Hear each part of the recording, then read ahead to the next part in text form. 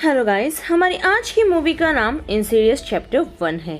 इस मूवी के स्टार्ट में हम एक फैमिली देखने मिलती है जिसमें जॉस और उसकी वाइफ का नाम रेनी और उनके दो बेटे होते हैं जिनका नाम डेल्टा और फोस्टर था। साथ ही में उनकी एक न्यूबॉर्न बच्ची भी होती है जिसका नाम कैली होता है। ये लोग हाल ही में एक न्यू घर में शिफ्ट हुए होते हैं। शाम को जब डेल्टन आर्टिक में आवाज़ सुनता है तो वो आर्टिक की ओर जाता है और उसे आर्टिक में एक लाल कलर का दरवाज़ा दिखता है। वो दरवाज़ा अपने आप खुलता है। तभी डेल्टन उस दरवाजे से अंदर जाता है और सीढ़ी की मदद से आर्टिक को देखने लगता है। उसे आर्टिक में एक परछाई दिखाई देती है जिसकी वजह से वो वहाँ से डर कर नीचे गिर जाता है और ज़ोर ज़ोर से चिल्लाने लगता है। उसकी आवाज़ सुन के उसके पेरेंट्स वहाँ आते हैं और उसे उधर से बेडरूम में ले जाते हैं, लेकिन वो अपनी आंखें नहीं खोल रहा होता है। साथ ही उसकी बॉडी में कुछ मूवमेंट्स नहीं हो रही होती है। नेक्स्ट डे जब उसके पेरेंट्स उसे हॉस्पिटल में एडमिट करते हैं तो उन्हें पता चलता है कि वो कोमा में जा चुका है। 3 महीने बीत जाने पर भी अब होश नहीं आता और साथ ही डॉक्टर भी उसे लेकर कोमा में होने का साइंटिफिक रीज़न नहीं दे पाते, जिसके कारण उसके पेरेंट्स उसे घर ले आते हैं। अब डेल्टन के घर आने पर उन्हें घर में अजीबोगरीब चीज़ें फील होती है। रेनी को उसके बच्चे के कमरे से मॉनिटर से एक आवाज़ सुनाई देती है, लेकिन जब वो वहाँ जाकर चेक करती है तो उसे कोई नहीं मिलता। वही फोस्टर अपने पेरेंट्स को बताता है कि डेल्टन स्लीप वॉकिंग करता है। वहीं रेनी अपनी छोटी बच्ची कैली के रूम में एक दिन अजीब सी परछाई देखती है जो जॉश के आने पर गायब हो जाती है। वहीं इनके घर में मेन डोर का कभी भी खुल जाना, साथ ही अलार्म का भी कभी भी ओपन हो जाना। फिर कुछ दिनों बाद रेनी को डेल्टन के बेड पर एक लाल कलर का हाथ का निशान मिलता है, जिसे देखकर वो काफ़ी ज़्यादा शॉक हो जाती है। सेम नाइट रेनी अपने आसपास हो रही चीज़ों का जिक्र जॉस से करती है, लेकिन उस पर जॉस कुछ खास बिलीव नहीं करता। फिर सेम नाइट रेनी पर एक अजीब से आदमी अटैक कर देता है। फिर ये लोग उसी रात उस घर को चेंज कर देते हैं। फिर जब वो लोग अब न्यू घर में आए होते हैं, कुछ दिनों बाद जोश की मॉम इनके घर आती है और वो इन्होंने कहती है कि उन्होंने एक काफ़ी अजीब सपना देखा जिसमें एक इंसान ज़ोर ज़ोर से डेल्टन का नाम ले रहा था। यहाँ पर जॉस की मॉम का नाम लॉरेन होता है और जब ये लोग डेल्टन को देखने के लिए उसके बेडरूम में आते हैं तब वो देखते हैं कि डेल्टन नीचे पड़ा हुआ है और रूम की कंडीशन काफ़ी ज़्यादा ख़राब है। सारे सामान इधर उधर पड़े हैं।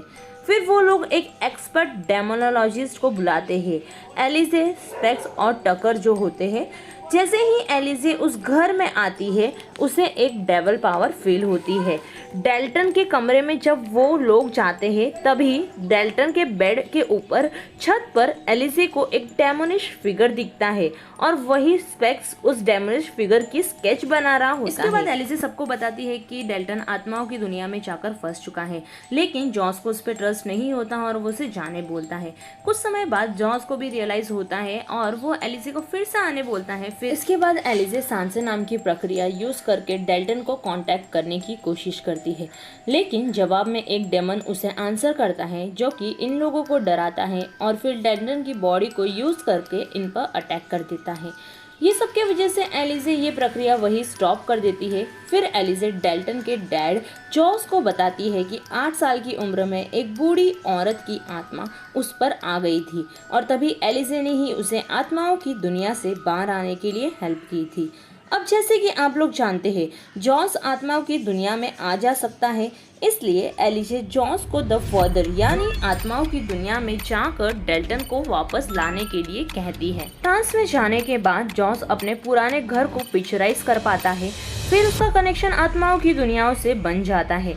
जब वो अपने पुराने घर में जाता है तो उसे ऊपर से आर्टिक से जाने के लिए एक लाल कलर का दरवाज़ा दिखता है।